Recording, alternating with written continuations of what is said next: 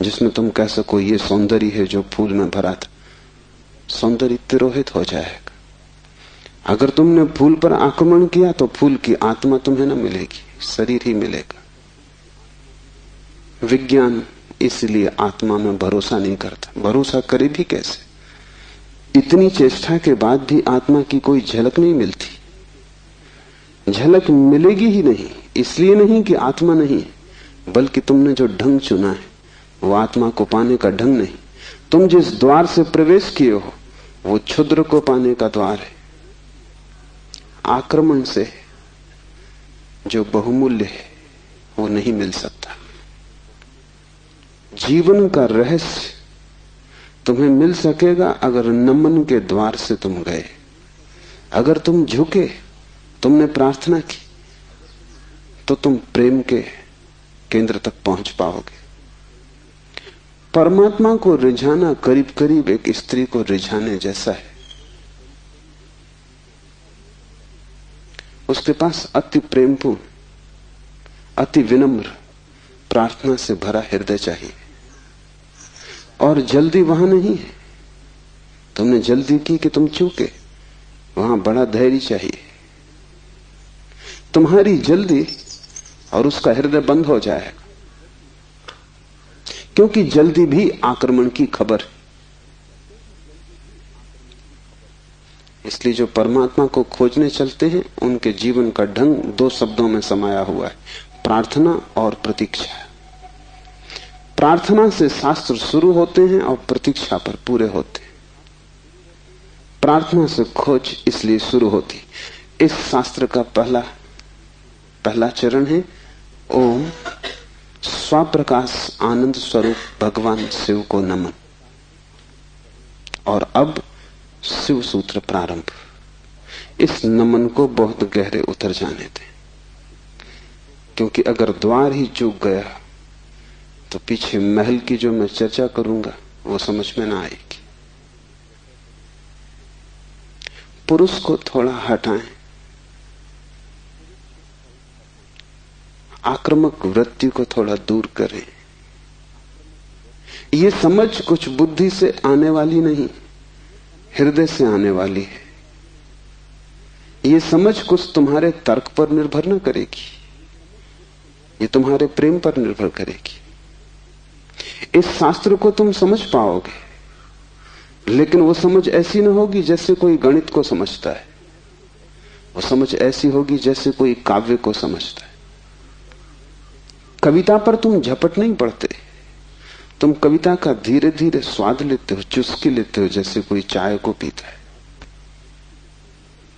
तुम उसे गटक नहीं चाहते, वो कोई कड़वी दवा नहीं है। तुम उसका स्वाद लेते हो, चुस्की लेते हो, धीरे धीरे उसके स्वाद को लीन होने देते हो। और एक ही कविता को समझना हो तो बहुत बार पढ़ना पड़ता है। एक गणित को तुमने एक बार समझ लिया, फिर दोबारा करने की कोई जरूरत नहीं रह जाती। गणित समाप्त हो गया। कविता कभी भी समाप्त नहीं होती, क्योंकि हृदय का कोई और छोर नहीं। और तुम जितना ही प्रेम करते हो उतना ही उद्घाटित होता है। इसलिए पूरब में हम शास्त्र का अध्ययन नहीं करते, हम शास्त्र का पाठ करते। अध्ययन शास्त्र का हो भी नहीं सकता। अध्ययन का अर्थ है एक बार समझ लिया फिर कचरे में फेंक दिया। जैसे कि बात खत्म होगी, जब समझ ही लिया तब दोबारा क्या करना है। पाठ का अर्थ होता है समझ बुद्धि की होती तो एक बार में पूरी हो जाती। इसकी तो चुस्कियां बार बार लेनी पड़ेंगी। इसे तो जाने अनजाने न मालूम कितनी बार दोहराना पड़ेगा। इसे बहुत से भाव क्षणों में, बहुत सी मनोदशाओं में, कभी सुबह जब सूरज उगता है तब, कभी रात जब सब अंधकार हो जाता है तब, कभी मन जब प्रफुल्लित होता है तब, और कभी मन जब उदासी से भरा होता है तब, विभिन्न चित्त की दशाओं में, विभिन्न मनोक्षणों में इसमें उतरना होगा। तब इसके सभी पहलू धीरे धीरे प्रकट होंगे। फिर भी तुम इसे चुकता न कर पाओगे। कोई शास्त्र कभी चुकता नहीं। जितना ही तुम पाओगे कि खोज लिया, उतना ही तुम पाओगे खोज के लिए और भी ज्यादा बाकी रह गया। जितने तुम गहरे उतरोगे पाओगे गहराई बढ़ती चली जाती है। शास्त्र को कभी पाठ ही चुका नहीं पाता। पाठ का मतलब ही यही है कि बार बार, बहुत बार पश्चिम इस बात को समझ भी नहीं पाता। उनकी पकड़ के बाहर है कि लोग गीता को हजारों साल से क्यों पढ़ रहे हैं, और एक ही आदमी रोज सुबह उठ के गीता पढ़ लेता है, पागल हो गया है। उनको ख्याल में नहीं कि पाठ की प्रक्रिया हृदय में उतारने की प्रक्रिया है। उसका समझ से बहुत वास्ता नहीं है, स्वाद से वास्ता है। तर्क और गणित और हिसाब से उसका कोई भी संबंध नहीं है। उसका संबंध तो अपने हृदय को और उसके बीच की जो दूरी है उसको मिटाने से।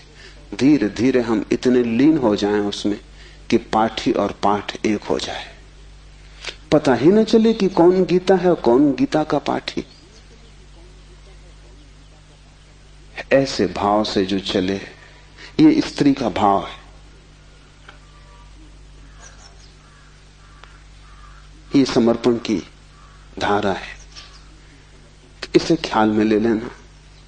नमन से हम चलें तो शिव के सूत्र समझ में आ सकेंगे। उन्हें तुम अपने में उतरने देना और जल्दी निर्णय की मत करना कि वे ठीक हैं कि गलत है, क्योंकि सूत्रों के संबंध में एक बात ख्याल रख लेना, तुम्हारे ऊपर निर्भर नहीं है तय करना कि वे ठीक हैं या गलत है। तुम निर्णय कर भी कैसे पाओगे? जो अंधेरे में खड़ा है वो प्रकाश के संबंध में क्या निर्णय करेगा? और जिसने कभी स्वास्थ्य नहीं जाना, जो रोग की सैया से ही बंधा रहा है, उसे स्वास्थ्य की परिभाषा कैसे समझ में आएगी?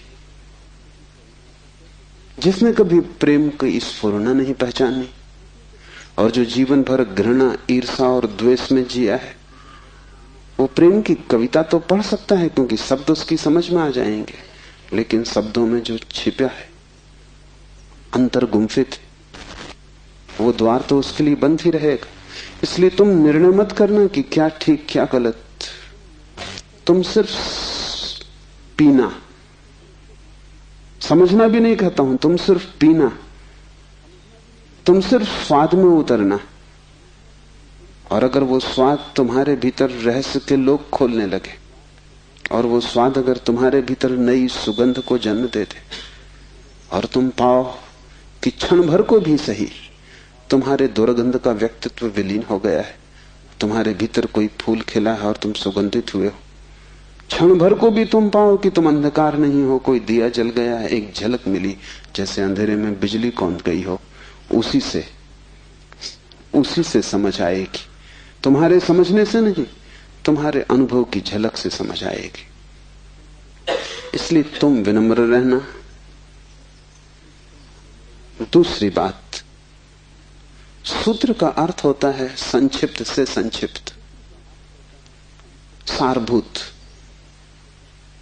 टेलीग्राफिक। वहां एक एक शब्द अत्यंत घना है। विस्तार नहीं होता सूत्र में, घनत्व होता है। लंबा नहीं होता सूत्र, बड़ा छोटा होता है, जैसे छोटा सा बीज होता है, उसमें सारा वृक्ष समाया होता है। जैसे बीज है ऐसा सूत्र है। बीज में तुम वृक्ष को देख भी नहीं सकते, देखना भी चाहोगे तो बीज में तुम वृक्ष को पाओगे नहीं, क्योंकि उसके लिए बड़ी गहरी आंखें चाहिए जो बीज में वृक्ष को देख लें, जो वर्तमान में भविष्य को देख लें, जो आज कल को देख लें, जो दृश्य से अदृश्य को खोज लें। बड़ी पैनी आंखें चाहिए। वैसी पैनी आंखें तुम्हारे पास अभी नहीं है। अभी तो तुम्हें बीज बीज ही दिखाई पड़ेगा। वृक्ष को देखना हो तो बीज को तुम्हें बोना पड़ेगा, और कोई रास्ता तुम्हारे पास देखने का नहीं। और जब बीज टूटेगा जमीन में और वृक्ष अंकुरित होगा, तभी तुम पहचान पाओगे ये सूत्र बीज है, इन्हें तुम्हें अपने हृदय में बोना होगा। तुम अभी निर्णय मत करना, क्योंकि अभी तुमने अगर बीज पर निर्णय लिया तो तुम इसे फेंक ही दोगे, कचरा कूड़ा मालूम पड़ेगा। बीज में कंकड़ पत्थर में कोई ज्यादा फर्क नहीं है। कभी कभी तो कंकड़ पत्थर ज्यादा चमकीले, रंगीन, खूबसूरत, कीमती होते, लेकिन बीज और कीमती से कीमती कोहिनूर में भी एक फर्क है कि तुम कोहिनूर को बो दो तो उसमें से कुछ पैदा ना होगा। वो कीमती कितना ही वो मुर्दा है, उसका मूल्य ना समझ कितने ही समझते हो, लेकिन जीवन उसमें नहीं, वो लाश है। और बीज कुरूप भी दिखाई पड़ता हो, कोई उसकी कीमत भी ना हो, लेकिन उसमें जीवन छिपा है। तुम उससे बो दो, उससे विराट वृक्ष पैदा होगा। और एक बीज से करोड़ों बीज लग जाएंगे। एक छोटा सा बीज इस सारे विश्व को पैदा कर सकता है, क्योंकि एक बीज से करोड़ों बीज पैदा होते हैं, फिर करोड़ों बीज से, हर बीज से करोड़ बीज पैदा होते हैं। एक छोटे बीज में सारे विश्व का ब्रह्मांड समा सकता है। सूत्र बीज है, उसके साथ जल्दी नहीं की जा सकती। उसको बोओगे हृदय में और अंकुरित होगा, फूल लगेंगे, तभी तुम जान पाओगे, तभी निर्णय लिया जा सकता है। तीसरी बात, इसके पहले कि हम शुरू करें, धर्म महान क्रांति है। धर्म के नाम से तुमने जो समझा हुआ है उसका धर्म से ना के बराबर संबंध है। इसलिए शिव के सूत्र तुम्हें चौंकाएंगे भी, तुम भयभीत भी होगे, डरोगे भी, क्योंकि तुम्हारा धर्म डगमगाएगा। तुम्हारा मंदिर, तुम्हारी मस्जिद, तुम्हारे गिरजे, अगर ये सूत्र तुमने समझे तो गिर जाएंगे। तुम उन्हें बचाने की कोशिश में मत लगना, क्योंकि वे बचे भी रहें तो भी उनसे तुम्हें कुछ भी मिला नहीं। तुम उनमें जी ही रहे हो और तुम मुर्दा हो। मंदिर काफी सजे हैं, लेकिन तुम्हारे जीवन में कोई भी खुशी की किरण नहीं। मंदिर में काफी रोशनी, उससे तुम्हारे जीवन का अंधकार नहीं मिटता। तो उससे भयभीत मत होना, क्योंकि सूत्र तुम्हें कठिनाई में तो डालेंगे ही, क्योंकि शिव कोई पुरोहित नहीं है। पुरोहित की भाषा तुम्हें हमेशा संतोषदायी मालूम पड़ती, क्योंकि पुरोहित को तुम्हारा शोषण करना है। पुरोहित तुम्हें बदलने को उत्सुक नहीं है। तुम जैसे हो ऐसे ही रहो, इसी में उसका लाभ है। तुम जैसे हो रुग्ण बीमार, ऐसे ही रहो, इसी में उसका व्यवसाय है। मैंने सुना है एक डॉक्टर ने अपने लड़के को पढ़ाया, पढ़ लिख के घर आया, पिता ने कभी छुट्टी भी ना ली थी, तो उसने कहा कि अब तू मेरी कारोबार को संभाल और मैं 3 महीने विश्राम कर लूं। जीवन भर सिर्फ मैंने कमाया है, कभी विश्राम नहीं लिया।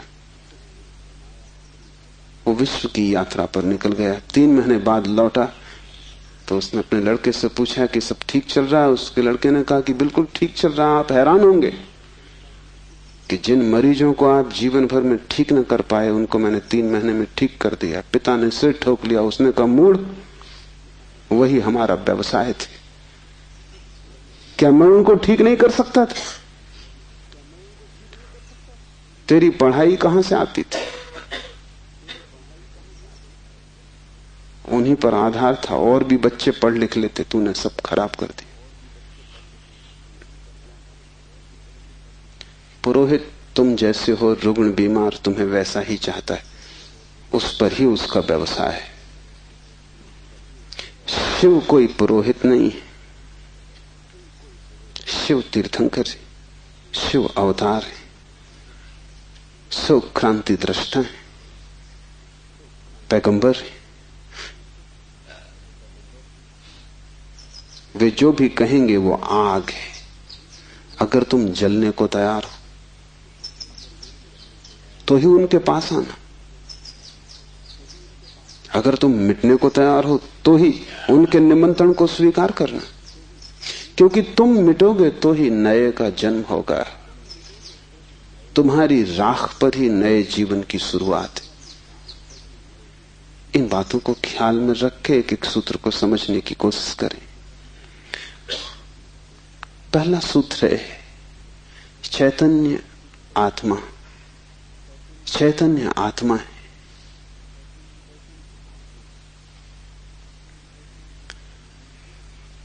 चैतन्य हम सभी हैं, लेकिन आत्मा का हमें कोई पता नहीं चलता। अगर चैतन्य ही आत्मा है तो हम सभी को पता चल जाना चाहिए। हम सब चैतन्य हैं, लेकिन चैतन्य आत्मा है, इसका क्या अर्थ होगा? पहला अर्थ, इस जगत में सिर्फ चैतन्य ही तुम्हारा अपना है। आत्मा का अर्थ होता है अपना, से सब पराया है। शेष कितना ही अपना लगे, पराया है। मित्र हो, परिजन हो, परिवार के लोग हो, धन हो, यश पद प्रतिष्ठा हो, बड़ा साम्राज्य हो, वह सब जिसे तुम कहते हो मेरा, वहां धोखा है, क्योंकि वो सभी मृत्यु तुमसे छीन लेगी। मृत्यु कसौटी है, कौन अपना है कौन पराया है। मृत्यु जिससे तुम्हें अलग कर दे वो पराया था, और मृत्यु तुम्हें जिससे अलग न कर पाए वो अपना था। आत्मा का अर्थ है जो अपना है। लेकिन जैसे ही हम सोचते हैं अपना, वैसा ही दूसरा प्रवेश कर जाता है। अपने का मतलब ही होता है कोई दूसरा जो अपना है। तुम्हें यह ख्याल ही नहीं आता कि तुम्हारे अतिरिक्त तुम्हारा अपना कोई भी नहीं, हो भी नहीं सकता है। और जितनी देर तुम भटके रहोगे इस धारा में कि कोई दूसरा अपना है, उतने दिन व्यर्थ गए, उतना जीवन अकारण बीता। उतना समय तुमने सपने देखे, उतने समय में तुम जाग सकते थे, मोक्ष तुम्हारा होता। तुमने कचरा इकट्ठा किया।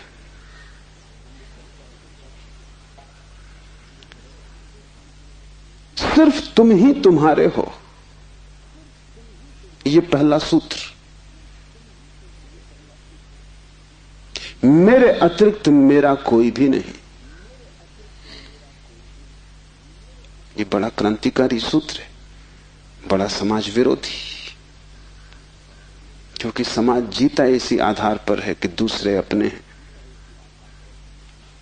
जाति के लोग अपने हैं, देश के लोग अपने हैं। मेरा देश, मेरी जाति, मेरा धर्म, मेरा परिवार, मेरे का सारा खेल। समाज जीता है मेरी की धारणा पर।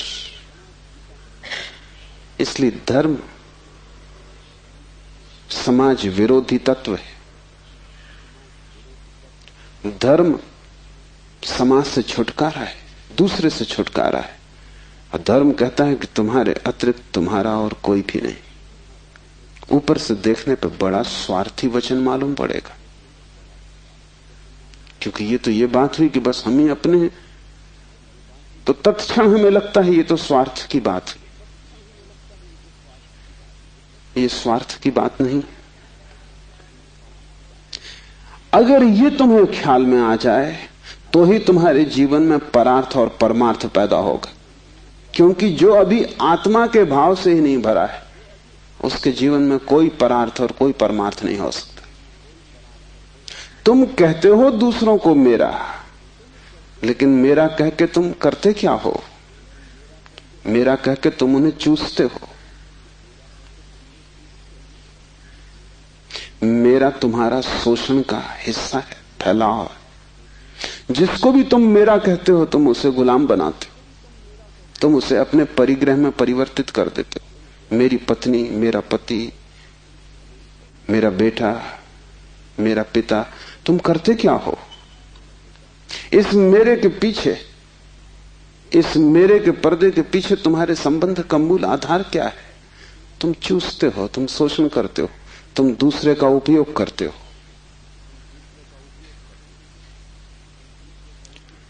इस दूसरे के उपयोग को तुम सोचते हो परार्थ, तो तुम भ्रांति में हो।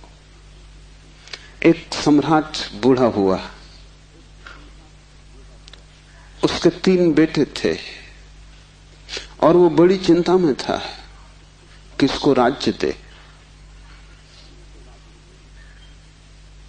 तीनों ही योग्य और कुशल थे, तीनों ही समान गुणधर्मा थे, इसलिए बड़ी कठिनाई हुई।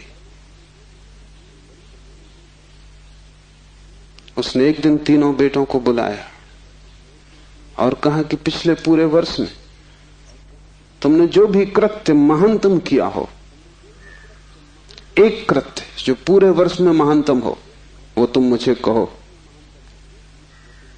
बड़े बेटे ने कहा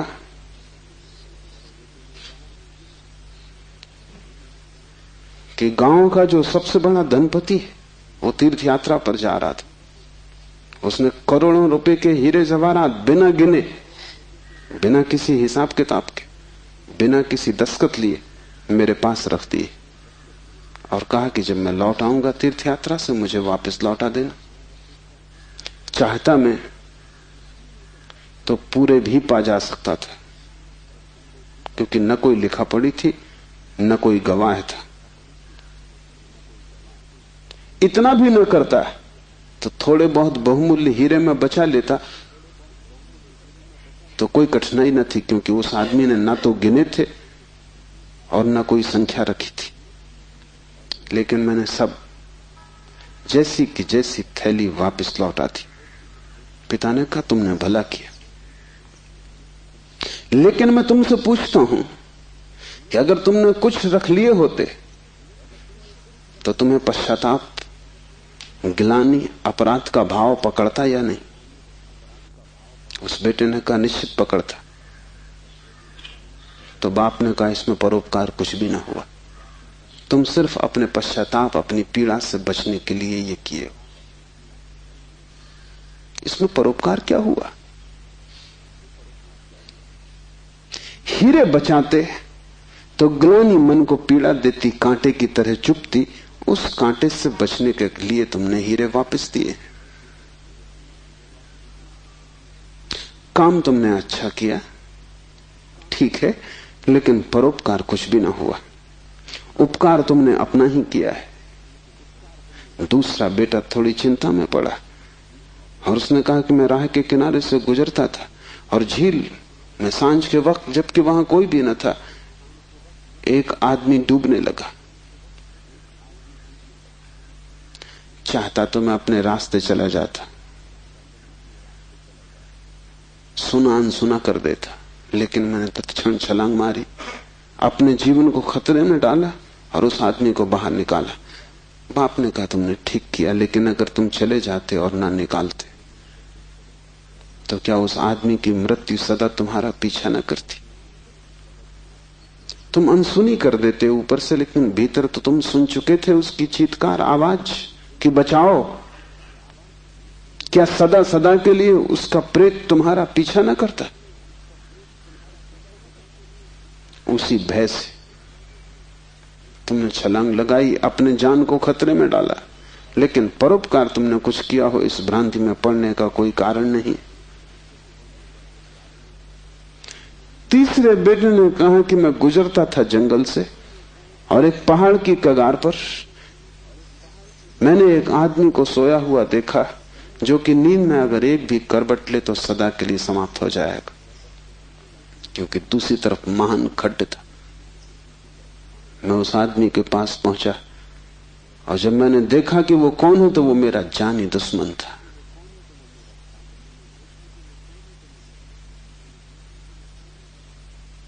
मैं चुपचाप अपने रास्ते पे जा सकता था।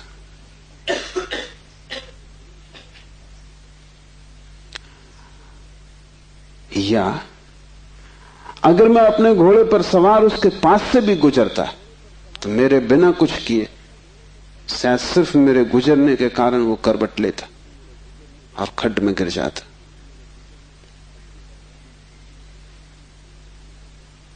लेकिन मैं आहिस्ते से जमीन पर सरकता हुआ उसके पास पहुंचा कि कहीं मेरी आहट में वो गिर न जाए। और ये भी मैं जानता था कि वो आदमी बुरा है, मेरे बचाने में भी वो मुझे गालियां ही देगा। उसे मैंने हिलाया, आहिस्ते से जगाया, और वो आदमी गांव में मेरे खिलाफ बोलता फिर रहा है, क्योंकि वो आदमी कहता है मैं मरने ही वहां गया था। इस आदमी ने वहां भी मेरा पीछा किया। इस जीने तो देता ही नहीं, इसने मरने भी न दिया।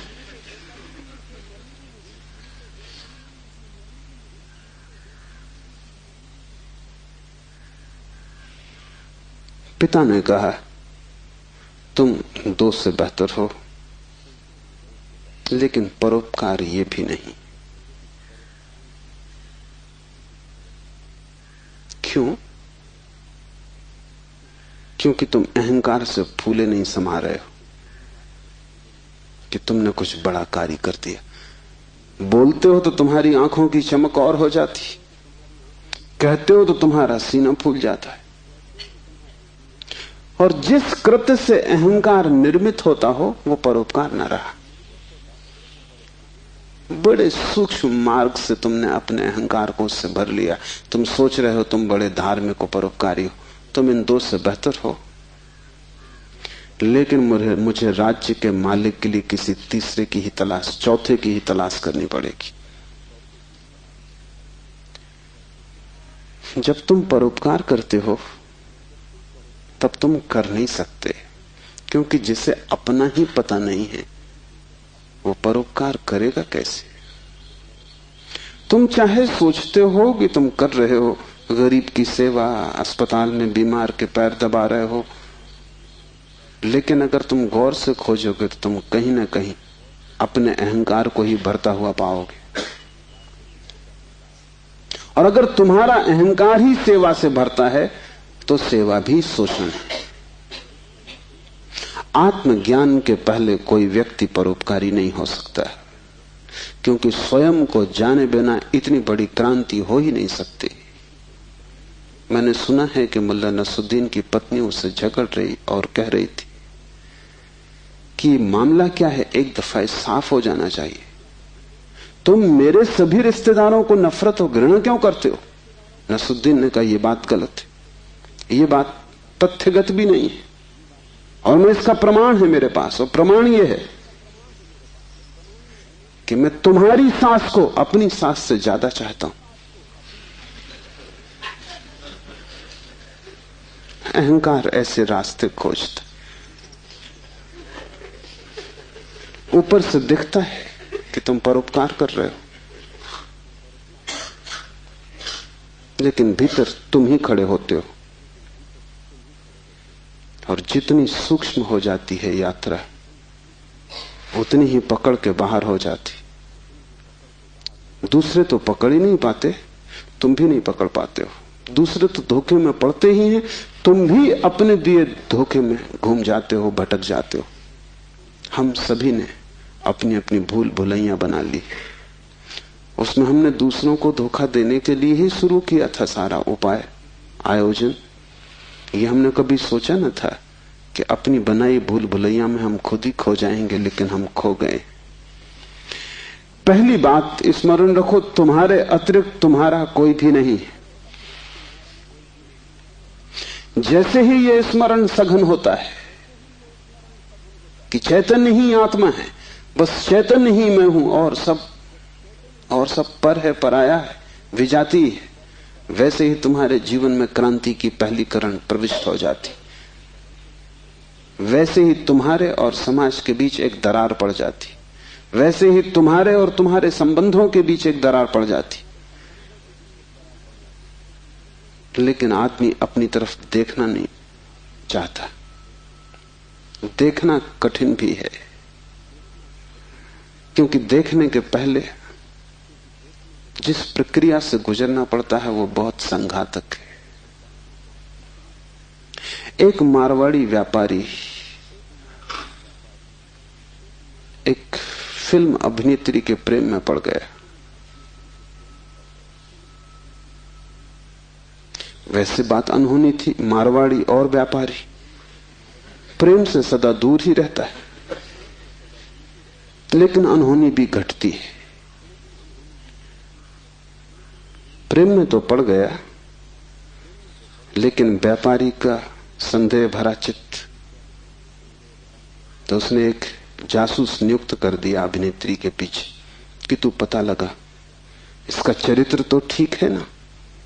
इसके पहले कि मैं प्रस्ताव करूं विवाह का, सब बात पक्की कागज पर साफ हो जानी चाहिए। जासूस ने बड़ी खोजबीन की। 7 दिन बाद उसने रिपोर्ट भी भेज दी। रिपोर्ट आई कि इस स्त्री का चरित्र एकदम निर्दोष निष्कलुष है। ऐसी कोई बात कभी इसके संबंध में नहीं सुनी गई, नहीं जानी गई जिससे संदेह पैदा हो, सिर्फ एक बात को छोड़कर। पिछले कुछ दिनों से एक संदिग्ध मारवाड़ी के साथ ये देखी जाती। वो संदिग्ध मारवाड़ी वो स्वयं थे। आंख दूसरे को देखती है,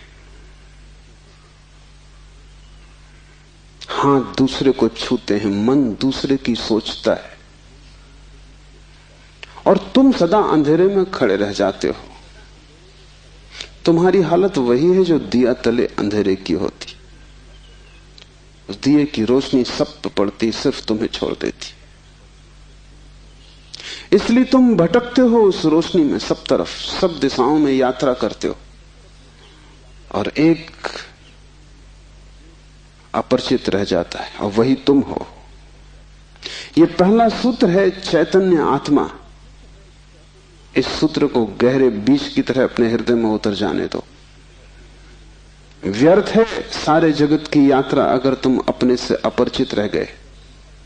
अगर स्वयं को न जान पाए और सब भी जान लिया, तो वो सारा ज्ञान भी इकट्ठे जोड़ में अज्ञान सिद्ध होगा।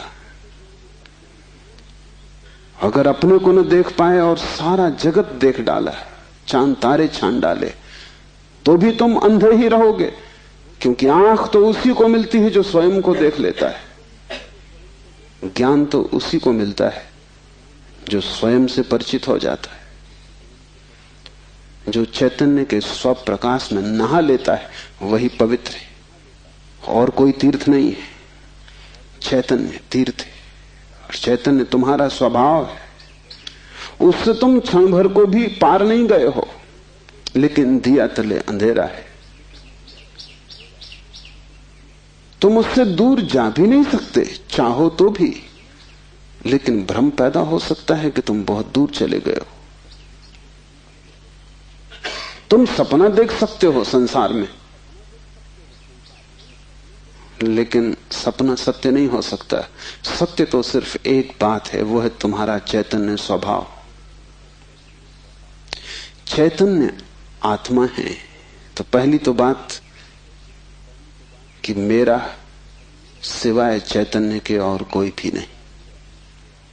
ये भाव तुम में सघन हो जाए तो सन्यास का जन्म हुआ, क्योंकि मेरे अतिरिक्त भी मेरा कोई हो सकता है, यही भाव संसार है। इसलिए पहले सूत्र में बड़ी क्रांति है। पहली चिनगारी शिव फेंकते हैं तुम्हारी तरफ, और वो ये है कि तुम जान लो कि तुम ही बस तुम्हारे हो, बाकी कोई तुम्हारा नहीं। इससे बड़ा विषाद मन को पकड़ेगा, क्योंकि तुमने दूसरों के साथ बड़े संबंध बना रखे, बड़े सपने संजो रखे। दूसरों के साथ तुम्हारी बड़ी आशाएं जुड़ी हैं। मां देख रही है कि बेटा बड़ा होगा, बड़ी आशाएं जुड़ी हैं। बाप देख रहा है कि बेटा बड़ा होगा, बड़ी आशाएं जुड़ी हैं। और इन सारी आशाओं में तुम अपने को खो रहे हो। यही तुम्हारे पिता भी इन्हीं आशाओं को कर करके समाप्त हुए तुम्हारे लिए। तुमसे क्या उन्हें मिला? यही आशाएं कर करके तुम समाप्त हो जाओगे। तुम्हारे बेटे से तुम्हें कुछ मिलेगा ना, और तुम्हारा बेटा भी यही मूर्खता जारी रखेगा, वो अपने बेटों से आशाएं करेगा। नहीं, अपनी तरफ देखो, न तो पीछे न आगे, कोई भी तुम्हारा नहीं है। कोई बेटा तुम्हें नहीं भर सकेगा, कोई संबंध तुम्हारी आत्मा नहीं बन सकता। तुम्हारे अतिरिक्त तुम्हारा कोई मित्र नहीं, लेकिन तब बड़ा डर लगता है, क्योंकि लगता है कि तुम अकेले हो गए। और आदमी इतना भयभीत है कि गली से गुजरता है अकेले में तो भी जोर से गीत गाने लगता है, अपनी ही आवाज सुन के लगता है कि अकेला नहीं। तुम अपनी ही आवाज सुन रहे हो। बाप जब बेटे में अपने सपने रचा रहा है तो बेटे की कोई सहमति नहीं है, ये बाप खुद ही अकेले में सीटी बजा रहा है। इसलिए दुखी होगा कल, क्योंकि इसने जिंदगी भर सपने रचाए और ये सोचता है कि बेटा भी यही सपने देख रहा है। ये गलती में, बेटा अपने सपने देखेगा, तुम अपने सपने देख रहे हो, तुम्हारे बाप ने अपने सपने देखे थे, ये कहीं मिलते नहीं। हर बाप दुखी मरता है। क्या कारण होगा? क्योंकि जो सपने वो बांधता है वो सभी सपने बिखर जाते हैं। हर आदमी अपने सपने देखने को यहां है, तुम्हारे सपने देखने को नहीं। और तुम्हें अगर चाहिए कि एक आत्म स्थिति उपलब्ध हो जाए, एक तृप्ति मिले, तो तुम सपने किसी और के साथ मत बांधना, अन्यथा तुम भटकोगे। संसार का इतना ही अर्थ है कि तुमने अपने सपनों की नाव दूसरों के साथ बांध रखी। संन्यास का अर्थ है कि तुम जाग गए और तुमने एक बात स्वीकार कर ली, कितनी ही कष्टकर हो, कितनी ही दुखपूर्ण मालूम पड़े प्रथम, और कितना ही संघातक पीड़ा अनुभव हो, कि तुम अकेले हो। सब संग साथ झूठा है। इसका यह अर्थ नहीं कि तुम भाग जाओ हिमालय, क्योंकि जो हिमालय की तरफ भाग रहा है उसे अभी संग साथ सार्थक है, झूठा नहीं हुआ। क्योंकि जो चीज झूठ हो गई उससे भागने में भी कोई सार्थकता नहीं। कोई भी सुबह जाग के भागता तो नहीं कि सपना झूठा है, भागूं इस घर से। सपना झूठा हो गया, बात खत्म हो गई, उसमें भागना क्या है। लेकिन एक आदमी है जो भाग रहा है पत्नी से, बच्चों से, इसका भागना बताता है, इसने सुन लिया होगा कि सपना झूठा है, लेकिन अभी इसे खुद पता नहीं चला। कल तक ये पत्नी की तरफ भागता था, पत्नी की तरफ पीठ करके भागता है, लेकिन दोनों ही अर्थों में पत्नी सार्थक थी।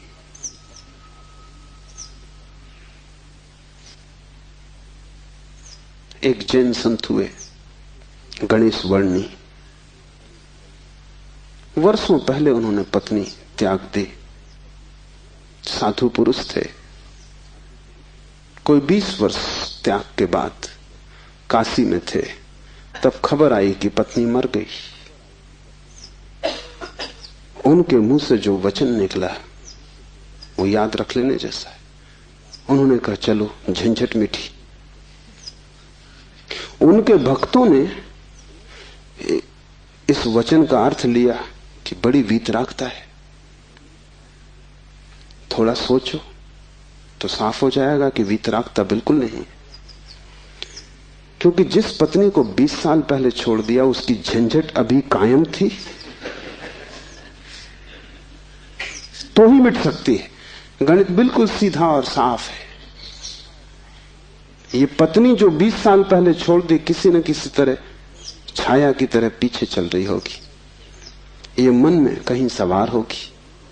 इसका उपद्रव कायम था। 20 साल भी इसके उपद्रव को मिटा नहीं पाए थे छोड़ने के बाद। ये मन सतत सोचता रहा होगा, पक्ष में विपक्ष में। पत्नी के मरने पर यह वचन कि चलो झंझट मिटी, पत्नी के संबंध में कुछ भी नहीं बताते, सिर्फ पति के संबंध में बताते कि आदमी भाग तो गया छोड़कर, लेकिन छोड़ ना पाया।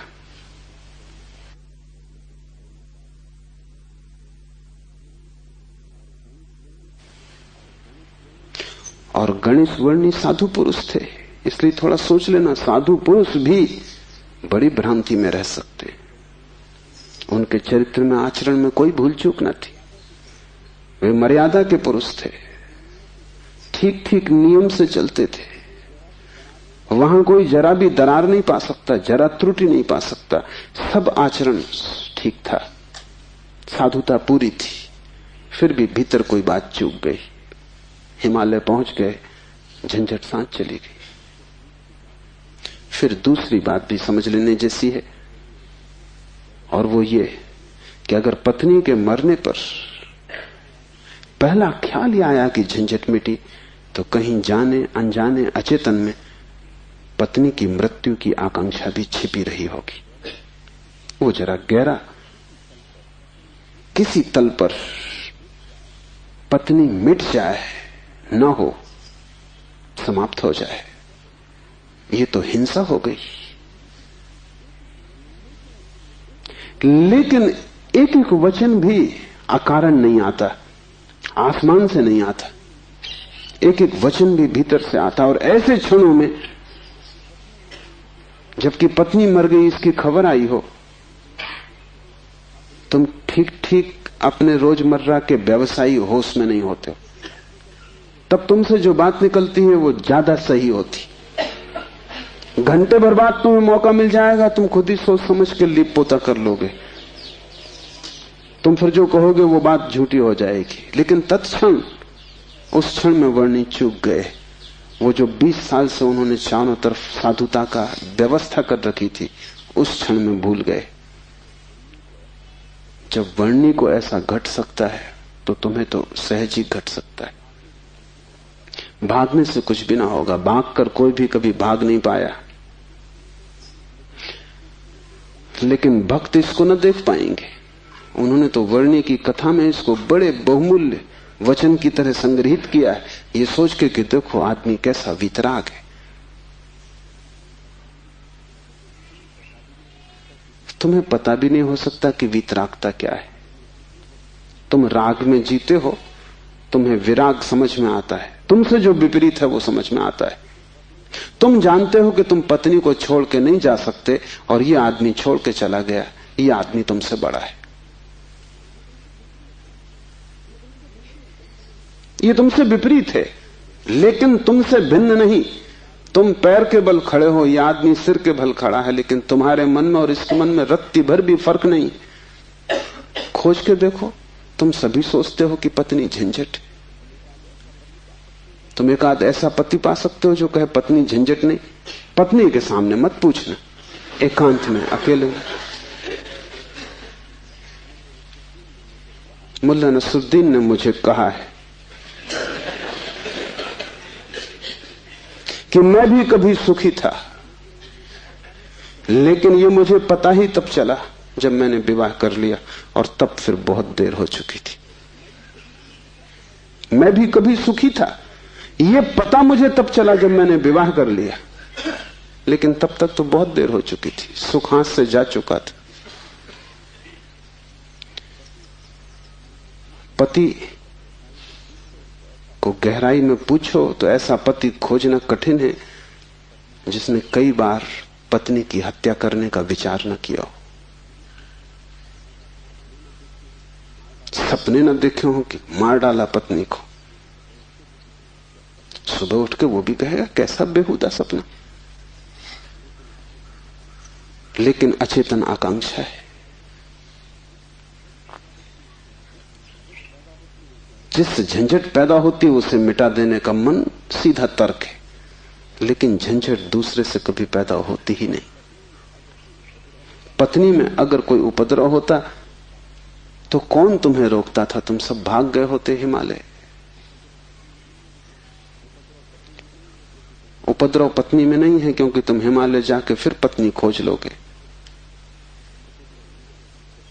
उपद्रव तुम्हारे भीतर है। तुम अकेले नहीं रह सकते, तुम्हें कोई दूसरा चाहिए। अकेले में तुम डरते हो, कोई दूसरा,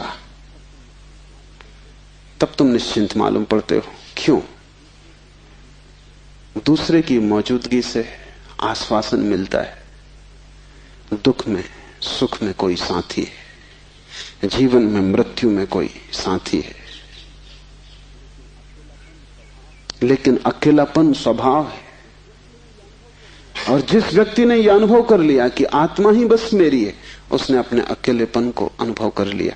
भागने की कोई भी जरूरत नहीं तो झंझट पीछे चली जाएगी। तुम जहां हो वहीं रहना, रत्ती भर भी बाहर कोई फर्क करने की आवश्यकता नहीं है।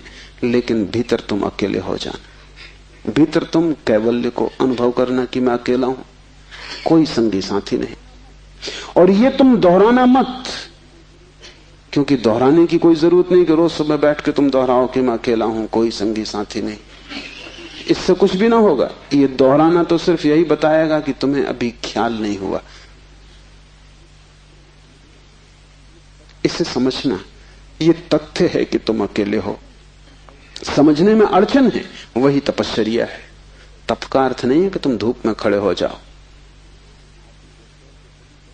आदमी को छोड़ के सभी पशु पक्षी धूप में खड़े, उनमें से कोई भी मोक्ष नहीं चला जा रहा है। और तप का अर्थ ये नहीं है कि तुम भूखे खड़े हो जाओ, अनशन कर लो, उपवास कर दो, क्योंकि आधी दुनिया वैसे ही भूखी मर रही है। कोई उपवास करके मोक्ष नहीं पहुंच जाता है। शरीर को गला दो, जला दो, उससे कुछ हल नहीं है। वो सिर्फ आत्महिंसा है और महानतम पाप है। और सिर्फ मूढ़ उस पाप में उतरते हैं। जिन्हें थोड़ा भी बोध है वो ऐसी नासमझियां ना करेंगे। दूसरे को भूखा मारना अगर गलत है तो खुद को भूखा मारना सही कैसे हो सकता है? दूसरे को सताना अगर हिंसा है तो खुद को सताना अहिंसा कैसे हो सकती है? सताने में हिंसा है, किसको तुम सताते हो इससे क्या फर्क पड़ता है? जो हिम्मतवर है वो दूसरे को सताते हैं, जो कमजोर है वो खुद को सताते हैं। क्योंकि दूसरे को सताने में एक खतरा है, दूसरा बदला लेगा।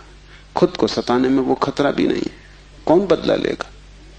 कमजोर अपने को सताते हैं। तुमने कभी ख्याल किया, अगर पुरुष नाराज हो जाए तो वो पत्नी को पीटता, अगर पत्नी नाराज हो वो खुद को पीटती। ये जो पत्नी है ये साधुओं का प्रतीक है।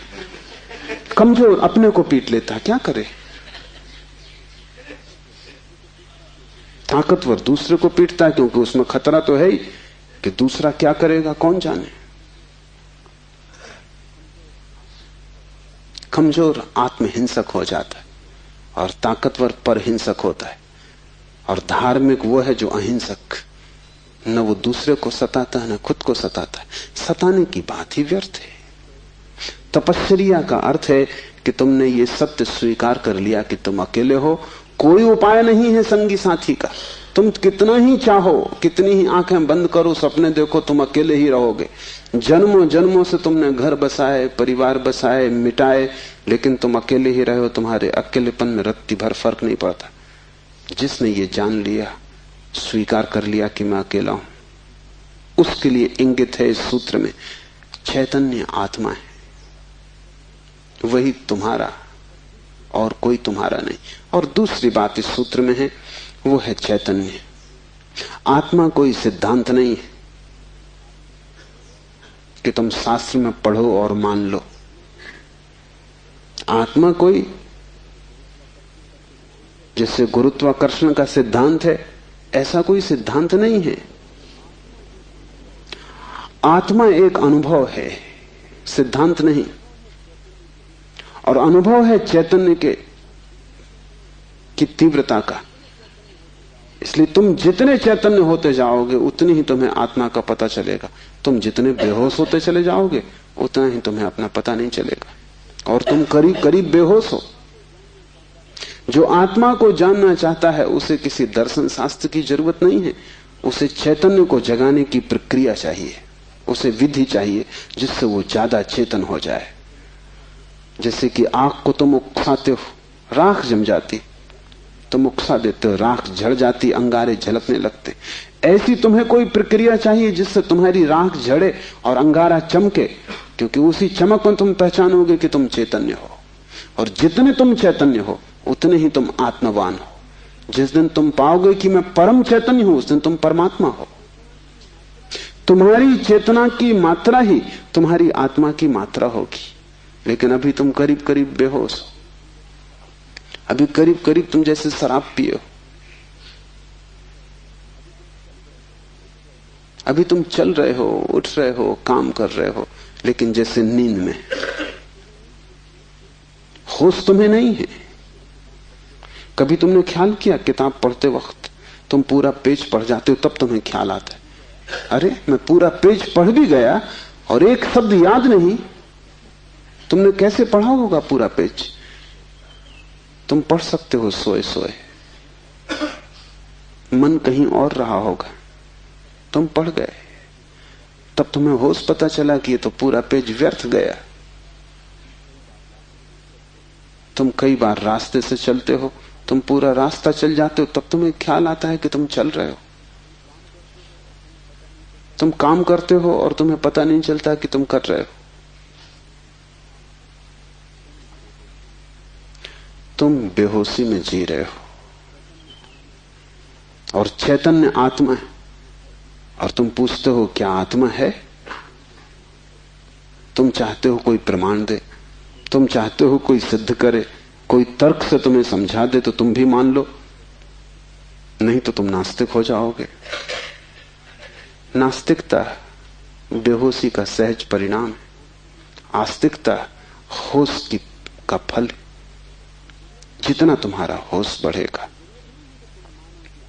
तो जरूरत नहीं है कि तुम मानो कि आत्मा है, क्योंकि कई ना समझ मान रहे हैं, उससे कुछ हल नहीं होता।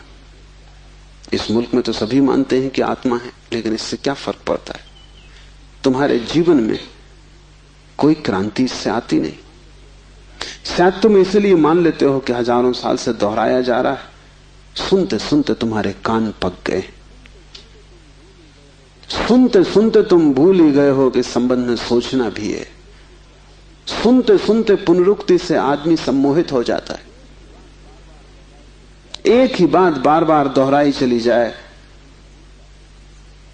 तो तुम भूल जाते हो कि वो संदिग्ध, संदेह किया जा सकता है, विचार किया जाता है। और फिर आत्मा है, इससे तुम्हें बड़ा संतोष भी मिलता है। शरीर मरेगा ये तुम्हें पता है, आत्मा नहीं मरेगी, इससे बड़ी हिम्मत बनती है। और आत्मा कभी नहीं मरेगी, अग्नि उसे जलाएगी नहीं, शस्त्र उसे छेदेंगे नहीं, मृत्यु उसका कुछ बिगाड़ ना सकेगी। इससे तुम्हें बड़ी सांत्वना मिलती, पर सांत्वना सत्य नहीं है। आत्मा को कोई न तो स्वीकार कर सकता है सिद्धांत की तरह, और न पुनरुक्ति की तरह कोई सम्मोहित हो सकता है। आत्मा को तो केवल वही लोग जान पाते हैं जो चैतन्य को बढ़ाते हैं। इस तरह जियो कि तुम पर राख इकट्ठी ना हो, इस तरह जियो कि तुम्हारे भीतर का अंगारा जलता रहे, प्रकाशित हो। इस तरह जियो कि प्रति क्षण तुम होश में रहो, बेहोश नहीं। मुल्ला नसरुद्दीन को बच्चा पैदा हुआ, पहला ही लड़का था। नसरुद्दीन बड़ा खुश हुआ, अपने खास मित्र को बुलाया, खुशी मनाने दोनों शराब घर में गए। क्योंकि तुम एक ही खुशी जानते हो, बेहोशी। ये बड़े मजे की बात है। शिव, बुद्ध, महावीर, वे सब चिल्ला चिल्ला के कहते हैं कि दुनिया में एक ही आनंद है, वो है होश। और तुम एक ही सुख जानते हो, वो है बेहोशी। या तो तुम ठीक हो या वो ठीक है, दोनों तो ठीक नहीं हो सकते। मुल्ला नसरुद्दीन सीधा शराब घर गया, बजाय अस्पताल जाने के पहले बेटे को देखता। उसने कहा कि पहले जरा आनंद कर लें। कितने दिनों का सपना पूरा हुआ। डट के दोनों पी गए। जब दोनों पी के पहुंचे अस्पताल और कांच की खिड़की में से बेटे को देखा तो मुल्ला रोने लगा। उसने अपने मित्र से कहा, पहली तो बात मेरे जैसा मालूम नहीं होता। अपना उन्हें पता नहीं है, अभी खुद की शक्ल भी वो पहचान ना सकेंगे। लेकिन मेरा जैसा नहीं मालूम होता। और दूसरी बात, बड़ा छोटा दिखाई पड़ता है। इतने छोटे बच्चे को लेकर करेंगे भी क्या? ये बचेगा? मित्र ने कहा, मत घबराओ, जब मैं पैदा हुआ था तो मैं भी 3 ही पाउंड का था। नसरुद्दीन ने कहा, फिर तुम बचे?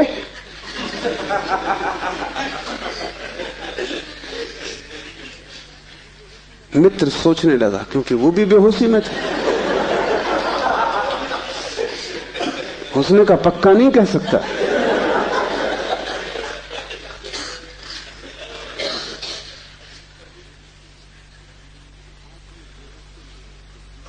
आदमी बेहोशी में है, उसके जीवन का सारा परिप्रेक्ष्य, उसकी सारी दृष्टि उसकी बेहोशी से भर जाती, सब धुआं धुआं हो जाता।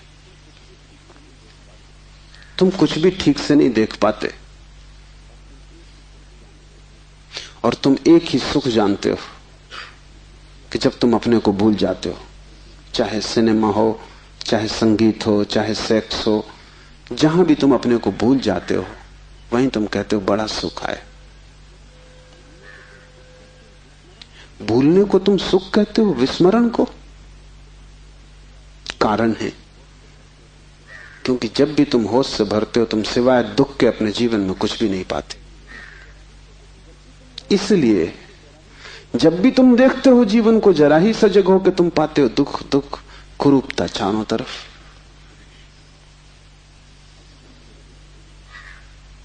एक मेरे मित्र अविवाहित ही रह गए, उनसे मैंने पूछा कि क्या हुआ, कैसे चूक गए? तो उन्होंने कहा कि बड़ी अड़चन आई। जिस स्त्री को मैं प्रेम करता था, जब मैं शराब पी लेता तब वो मुझे सुंदर मालूम पड़ती, तब मैं शादी करने को राजी, लेकिन तब वो राजी नहीं। और जब मैं होश में होता तब मैं राजी नहीं, तब वो राजी होती थी।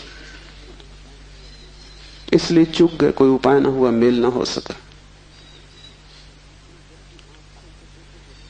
तुम जब भी आंख खोलकर देखोगे सब तरफ कुरूपता और दुख पाओगे। जब तुम बेहोश होते हो तब सब ठीक लगता है। इसलिए तुम्हें तकलीफ मालूम पड़ती, चैतन्य आत्मा असंभव। इसलिए दुख से गुजरना होगा। उसको ही तपश्चर्या कहा है।